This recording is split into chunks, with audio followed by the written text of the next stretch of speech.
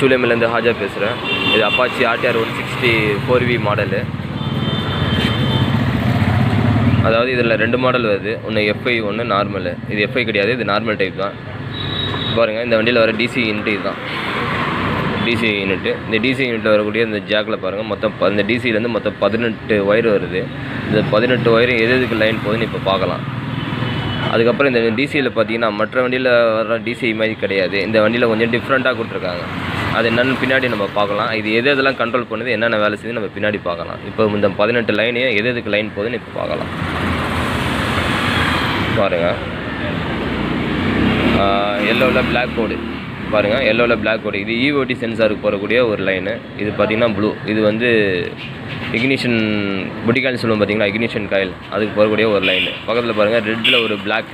இந்த லைன் எதுலேருந்து வருதுன்னா நம்ம இக்னிஷன், அதாவது ரைட் சைடு கீழ் சுவிட்சுன்னு சொல்லுவோம் பார்த்தீங்களா, அதுலேருந்து வரக்கூடிய ஒரு மெயின். சுவிட்ச் ஆன் பண்ணால் அதுலேருந்து வரக்கூடிய ஒரு மெயின். ஒரு பிளாக்கு, ஒரு ஒயிட்டு. இது பார்த்திங்கன்னா இது வந்து எர்த்து. அதே மாதிரி பின்னாடி அதே மாதிரி பிளாக்கு, ஒரு ஒயிட்டு, எர்த்து. அதாவது வயரிங் யூனிட்லேருந்து வரக்கூடிய 2 எர்த்து, DC யூனிட்டுக்கு 2 எர்த்து வருது. இது பாருங்கள், ப்ரௌனு, பின்னாடி பார்த்தீங்கன்னா ஒயிட்டு. 2 பேருமே பார்த்தீங்கன்னா நம்ம மேக்னெட்டிக் காயிலேருந்து வரக்கூடிய பல்சர் காயில்னு சொல்லுவோம் பார்த்தீங்களா, பிக்கப் காயில், அதுலேருந்து ஸ்ட்ரைட்டாக இந்த DC யூனிட்டுக்கு 2 காயில் இதில் வருது. பக்கத்தில் பாருங்கள், ப்ளூவில் ஒரு ரெட்டு. இந்த லைனில் எங்கே போகுதுன்னா நம்ம ஸ்பீடாமீட்டரில் RPM இருக்குது பார்த்தீங்களா, RPM போகுது இந்த லைனு. பின்னாடி பாருங்கள், இந்த பிளாக்கில் ஒரு ப்ளூ கோடு போட்டு வருது. இந்த லைன் என்ன பண்ணுதுன்னா, சுவிட்ச் நம்ம செல்ஃப் சுவிட்ச் பண்ணுறோம் பார்த்தீங்களா, செல்ஃப் சுவிட்ச் போடும்போது அதுலேருந்து சுவிட்சை ஆன் பண்ணும்போது அதுலேருந்து இந்த ஒரு லைன் வருது, இந்த DC யூனிட்டுக்கு வருது. இந்த DC யூனிட்லேருந்து ஒரு எர்த் ஆகி பாருங்கள், பிளாக்கில் ரெட்டு கோடு போட்டிருக்கு பார்த்தீங்களா, இதுலேருந்து என்ன ஆகுதுன்னா செல்ஃப் ரிலேக்கு ஒரு லைன் போகுது. பாருங்கள், இந்த வருது பார்த்தீங்களா, செல்ஃப் ரிலேக்கு போகுது. இது ஏறத்தாழ எந்த மாடலில் கொடுத்துருக்காங்கன்னா, நம்ம ஆக்டிவா இருக்குது பார்த்தீங்களா, ஆக்டிவாலேருந்து DCயில் பாருங்கள், DCயிலேருந்து செல்ஃப் ரிலேக்கு ஒரு ஒயிட்டில் க்ரீன் கோடு போட்டு லைன் போகும். அதே மெத்தடில் தான் இந்த DCயிலையும் பண்ணியிருக்காங்க. ரொம்ப டிஃப்ரெண்ட் கிடையாது. அதுக்கப்புறம் பின்னாடி பாருங்கள், ஒரு எல்லோ, அதாவது எல்லோவில் ஒரு ஒயிட் கோடு போட்டது. அதுவும் இந்த பிங்க்கு என்ன பண்ணியிருக்காங்க, ஸ்பீடாமீட்டரில் டம்மியாக வச்சுருக்காங்க. எதுவும் லைன் எதுவும் இல்லை. பக்கத்தில் பாருங்கள், க்ரீனு, ரெட்டு. இந்த லைன் எதுக்குன்னா கிளச்சு சுவிட்ச் இருக்குது பார்த்தீங்களா, அதுலேருந்து வரக்கூடிய ஒரு லைனு.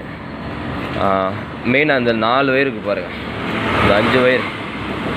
இந்த 5 ஒயர் என்ன லைன், இதில் முக்கியமானது இந்த 5 ஒயர் என்னன்னா, இந்த ரெட்டு, இந்த பிளாக் கோடு போட்டிருக்கு பாருங்கள், இதுதான் வந்து இந்த DCனுக்கு வரக்கூடிய ரிட்டன் மெயின். நம்ம இதுக்கு முன்னாடி பார்த்துருப்போம் TVS குரூப்பில் எல்லாமே வந்து என்னென்னா ஆரஞ்சு கலரில் லைன் வரும், அதுதான் ரிட்டன் மெயின். ஆனால் இதில் பார்த்தீங்கன்னா ரெட்டில் பிளாக் கோடு போட்டிருக்கு பாருங்கள், இதுதான் இது வந்து ரிட்டன் மெயின்.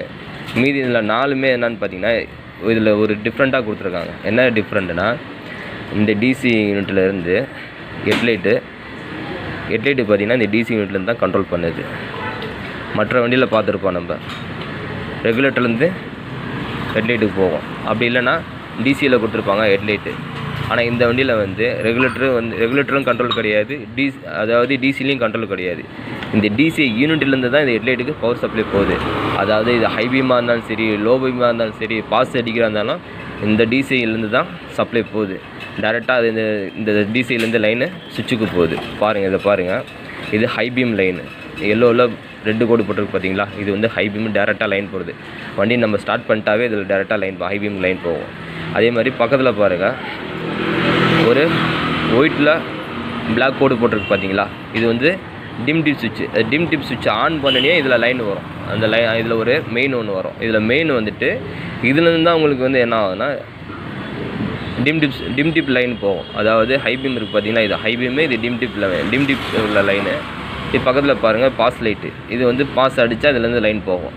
மற்ற வண்டியில் ரெகுலேட்டர்லேருந்து கொடுத்துருப்பாங்க, DCலேருந்து கொடுத்துருப்பாங்க, அதாவது DCயாக கொடுத்துருப்பாங்க. ஆனால் இந்த வண்டியில் வந்து எல்லாமே வந்து இந்த DCலேருந்து தான் கொடுத்துருக்காங்க. இதுலேருந்து தான் கண்ட்ரோல் பண்ணுது ஹெட்லைட்டுக்கு.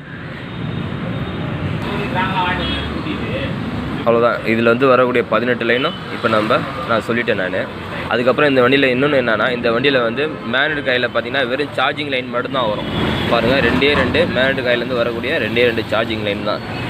இதுக்கு முன்னாடி அப்பாச்சியில் பார்த்துருப்பீங்கன்னா உங்களுக்கு பேட்டரிக்கு ரெகுலேட்டருக்கு தனியாக ஒரு சார்ஜிங் லைன் வரும், ஹெட்லைட்டுக்கு ஒரு தனியாக ஒரு லைன் வரும், ரெகுலேட்டருக்கு வரும். ஆனால் இதில் வந்து ரெகுலேட்டருக்கு வந்து பார்த்தீங்கன்னா 2 சார்ஜிங் லைன். இது எந்த மாடல்னால் நம்ம வெப்சைட்டில் வருது பார்த்தீங்களா சார்ஜிங் லைன், அதே மெத்தட் தான் இதுலேயும் கொடுத்துருக்காங்க.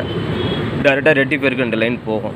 அவ்வளோதான். இது வந்து ஹெட்லைட்டுக்கும் இதுக்கும் சம்மந்தமே கிடையாது. அதே மாதிரி இந்த வண்டியில் ஹெட்லைட்டுக்கு வந்து ரிலே கிடையாது, தனியாக ரிலே எதுவும் கொடுக்கல. எல்லாமே இந்த DC யூனிட்லேருந்து தான் ஹெட்லைட்டுக்கு பவர் சப்ளை போகுது. ஓகேங்களா. அதே மாதிரி சப்போஸ் ஹெட்லைட்டு நம்ம செக் பண்ணோம் அப்படின்னு செக் பண்ணுறதா இருந்தால், சப்போஸ் நம்ம இங்கேருந்து நம்ம ஹெட்லைட்டுக்கு ஒன் பை செக் பண்ணலாம். இந்த மெயின் அதாவது ரிட்டர்ன் மெயின்லேருந்து நம்ம ஐபிஎம்மில் வச்சுனா ஹெட்லைட்டு இதில் எரியும். அதேமாதிரி ஒன்று நம்ம செக் பண்ணிக்கலாம். சப்போஸ் ஒயரிங் ப்ராப்ளம் இருந்தால் நம்ம இங்கேருந்து செக் பண்ணும்போது ஹெட்லைட் எரியல அப்படின்னா நம்ம ஒயரிங் ப்ராப்ளம் நம்ம அங்கேயே ரெடி பண்ணிக்கலாம். சப்போஸ் அப்படியும் நம்ம இங்கேருந்து செக் பண்ணி ஒயரிங் எல்லாமே பக்காவாக இருந்துச்சுன்னா, இந்த டிசி யூனிட் ப்ராப்ளம் இருந்தால் ஹெட்லைட்டுக்காக நம்ம இந்த டிசி யூனிட்டை மாற்றணும் அவசியம் கிடையாது. ஏன்னா இந்த வண்டியில் வந்து நம்ம என்ன பண்ணலாம்னா ஓல்டு சுவிட்ச், அதாவது இதுக்கு முன்னாடி உள்ள ஓல்டு சுவிட்சை போட்டு நம்ம என்ன பண்ணலாம், இந்த டிசியே டம்மி பண்ணிடலாம். டம்மி பண்ணிவிட்டு நம்ம ஹெட்லைட்டுக்கு பார்த்திங்கன்னா நம்ம அங்கேயே கண்ட்ரோல் பண்ணிடலாம். ஃப்ரண்ட்லேயே பார்த்திங்கன்னா ரைட் ஹேண்ட் லெஃப்ட் ஹேண்ட் சுவிட்ச் போட்டு நம்ம அதிலே நம்ம ஆல்ட்ரு பண்ணிக்கலாம். இந்த டிசி யூனிட்டை வந்து டம்மி பண்ணிடலாம், அதாவது ஹெட்லைட்டுக்கு டம்மி பண்ணிடலாம். அதே மாதிரி செல்ஃபுக்கும் சேம் அதே தான். என்னன்னா இதில் செல்ஃபுக்கு இதில் தான் கொடுத்துருக்காங்க. சப்போஸ் செல்ஃபு எடுக்கலை அப்படின்னா நம்ம இந்த டிசியிலேருந்து நம்ம செல்ஃபை கட் பண்ணிவிட்டு அதுக்கு தகுந்த மாதிரி நம்ம வயரிங் ஆல்ட்ரு பண்ணிக்கலாம். பின்னாடி வரக்கூடிய நான் வீடியோ தான் நான் போடுறேன் நான். ஓகேங்களா. மற்றபடி இந்த டிசி யூனிட் பார்த்துட்டு நம்ம வந்து இதை மாற்றணுமா அப்படின்னு ஒரு தேவையில்லை. எல்லாமே நம்ம ஆல்ட்ரு பண்ணிக்கலாம். ஓகேங்களா. பயப்பட தேவையில்லை. இந்த டிசியை பற்றி நம்ம பயப்பட தேவையில்லை. எல்லாமே வந்து நம்ம ஆல்ட்ரு பண்ணிக்கலாம். சூளைமிலேருந்து ஹாஜா.